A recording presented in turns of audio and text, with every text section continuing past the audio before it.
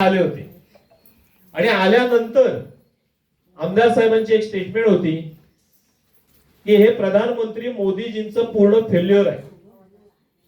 मी जाहीरपणे बोलतो साहेब, तुम्ही घाबरू नका, तुम्हाला काही येणार नाही, काय आलं ना बालंट माझ्यावर येईल आणि मी स्पष्ट बोलणार आहे. मोदीजींनी माझ्या महिला भगिनींच्या डोक्यावरचा हंडा खाली करण्यासाठी हर घर जलची निर्मिती केली होती आणि प्रत्येक महिलेला आज मला अभिमान वाटला की शेवटची महिला पण सांगते, भगिनी सांगते की माझ्या घरात पाणी येतंय. त्यामुळे साहेब तुम्ही आमदार साहेबांकडे हा निरोप पण पोहोचवला पाहिजे या कार्यक्रमाच्या निमित्तानं की साहेब तुम्ही ज्या गोष्टीला फेल्युअर म्हणत होतात ती 3 वर्षांत का होईना पाटपन्हाळे कोंडवाडीची पाणी योजना पूर्ण झाली. या आमदार साहेबांना सांगितलं पाहिजे. पुढचा एखादा कार्यक्रम जर असाल तर त्या कार्यक्रमाला आमदार साहेबांना पण बोलवा आणि मलाही बोलवा. मी आता जे बोललोय तेच तिथे पण बोलेल. लोकार्पणाचा कार्यक्रम आहे. नाही साहेब ऐका ना, नक्की जे चांगलं आहे ते चांगलं पण बोललं साहेब पाहिजे आणि जे चुकीचं आहे ते चुकीचं पण बोललं पाहिजे. मी जेव्हा एखाद्या गोष्टीचं नेतृत्व करतो त्या नेतृत्वात एखाद्या गोष्टीचं मी जेव्हा भूमिपूजन करतोय, ही भूमिपूजन केलेली गोष्ट पूर्णत्वाकडे कशी जाईल ही त्या लोकप्रतिनिधीची जबाबदारी साहेब, नैतिक जबाबदारी आणि कायदेशीर पण जबाबदारी आहे. एखाद्या गोष्टीचं तालुक्यात भूमिपूजन आपण करायचं, गणेशराव बरोबर ना, बरोबर, आणि मग म्हणायचं की हे मोदीजींचं फेल्युअर आहे. आपण कुठे, मोदीजी कुठे? त्यामुळे मोदीजींनी जे केलंय ना त्याच्यात खंड पडला होता की नाही, खंड पडला होता. काही तांत्रिक गोष्टीमुळे खंड पडला होता. पण आज तुम्हाला सांगतो मी, हे सर्व ग्रामीण पाणी पुरवठ्याचे माझे अधिकारी सहकारी आहेत आणि त्यांचं नेतृत्व करणाऱ्या धारक मॅडम आहेत. मॅडम ह्या सुद्धा तुमच्यासारख्याच महिला भगिनी आहेत. खूप चांगल्या पद्धतीने साहेब काम करतायत. सभापती साहेबांच्या आणि आम्ही सगळे सदस्य असतो, जिल्हा परिषदेचे सदस्य असतील, एकत्र येऊन हा जो रेशो आपल्या जलजीवनचा तालुक्यात पाठी पडलेला आहे हे सगळे पुढे नेणार आहोत आम्ही. आणि करायचं त्याला पूर्ण अपूर्ण काहीच ठेवायचं नाही.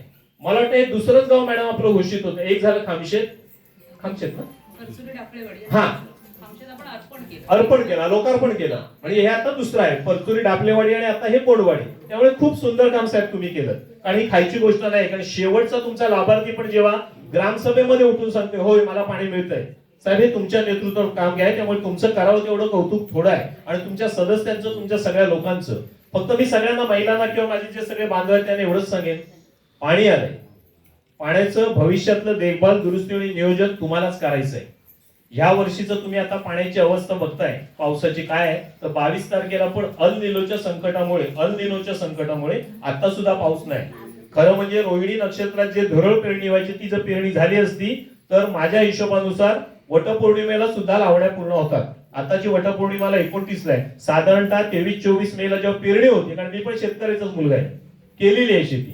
पण आजची परिस्थिती अशी आहे आपली आता रोपं पण नाहीये, अजून रोपं उगवलेली नाहीये. त्यामुळे पुढचं संकट हे धान्याचं असेल तसं पाण्याचं आहे. या पाण्याचं नियोजन करताना पाण्याचा साठा हा आपण वापरताना तेवढ्याच पद्धतीत वापरला पाहिजे. पाण्याचं नियोजन केलं पाहिजे, पाणी जिरवलं पाहिजे, पाणी अडवलं पाहिजे आणि त्या पाण्याचा वापर तुमचं उद्भवमती विहीर असेल किंवा विंधन विहीर असेल, या विंधन विहिरीत पाण्याचा साठा कसा राहील तेही केलं पाहिजे. पंचायत समितीतून आमच्याच पुन्हा या ग्रामीण पुरवठा मार्फत जलतारा हा एक विषय साहेब आता खूप चांगल्या पद्धतीतला चालू आहे आणि तुम्ही ज्या पद्धतीने काम करते जलताराचे पण विषय करा. बघा सत्य आहे, फुग्याला पण फुटावंसं वाटलं. जलतारा हा 5x5चा आणि 6 फूट खोलीचा विषय आहे. फार कातळात असेल तर अडचण येईल, पण जर जमिनीत असेल साहेब तर खूप सोप्या पद्धतीने काय आहे तर पाणी जिरवायचं आहे. रेन वॉटर हार्वेस्टिंग बघा, त्याला सुद्धा थोडंफार आपण अनुदान देतोय. म्हणजे पावसाचं छतावरचं जे पाणी आहे ते कुठल्या ना कुठल्या परिस्थितीमध्ये जमिनीत कसं राहील आणि हे करताना पाण्याचा आपण अपव्यय टाळायला पाहिजे, एवढी तुम्हाला विनंती आहे. आज या चांगल्या कार्यक्रमाला खूप आम्हाला अभिमान आहे की आम्ही जेव्हा आमची कारकीर्द सुरू झाली सभापतींच्या नेतृत्वात आम्ही एक चांगलं काम सगळे 10चा डझन आम्ही जेव्हा करतोय तेव्हा खूप चांगल्या पद्धतीचा एक उपक्रम आज धारक मॅडमच्या पुढाकाराने आणि तुमच्या सक्रियतेमुळे सगळ्यांच्या कोणवाडीच्या खूप चांगल्या पद्धतीने झाला.